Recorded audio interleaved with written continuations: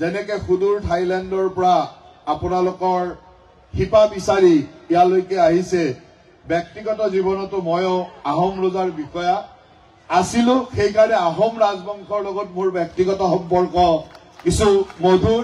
কাৰণ নামনি অসমৰ মল্ল বুজৰবোৰো আহোম ৰজাই আমাক পাতিছিল আৰু সেইকাৰণে আজিও আহোম ৰাজবংশৰ প্ৰতি আমাৰ যি শ্ৰদ্ধা বা আমাৰ যি ব্যৱস্থা হি সদায় থাকে আজিও মোৰ ঘৰৰ দুৱাৰ মুখত ৰুদ্ৰসিংহদেৱৰ দিনত খন্দা পুখুৰী আজিও মোক ৰাতিপুৱা শুই উঠিয়ে প্ৰথম স্বৰ্গদেউৰ দিনত খন্দা পুখুৰীটোৰে আমাৰ জীৱন আৰম্ভ হয় গতিকে আমাৰ সেই শ্ৰদ্ধা এই ৰাজবংশটোৰ প্ৰতি সদায় থাকে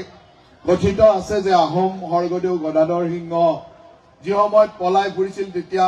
নামনি অসমৰ আমাৰ গাঁৱত গৈ আছিল আৰু সেইকাৰণে এই ৰাজবংশৰ লগত সেই তেতিয়াৰ পৰাই সম্পৰ্ক আৰু সেই সূত্ৰে নামনি অসমৰ মল্ল বুজৰবৰুৱা হিচাপে আমি খ্যাত আৰু আহোম ৰজাই দিয়া মানে যি উপাধি এই উপাধি আজিও আমি মল্ল বুজৰবৰুৱা হিচাপে ৰাইজক চিনাকি দিওঁ আৰু অসমত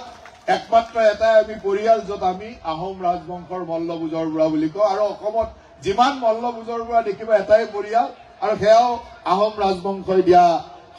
নামৰ মাজেৰে আমি আজিও নিজক চিনাকি দি আছো সেইকাৰণে আমাৰ গাঁও বা আমাৰ অঞ্চলসমূহত আহোম ৰাজত্বৰ চিনাকি এতিয়াও তাত আছে তাত দেৱালয়সমূহে হওক পুখুৰীসমূহে হওক ইয়ে সদায় আমাক সেই ধৰণৰ চিনাকিৰ মাজেৰে আগবঢ়াই নিয়ে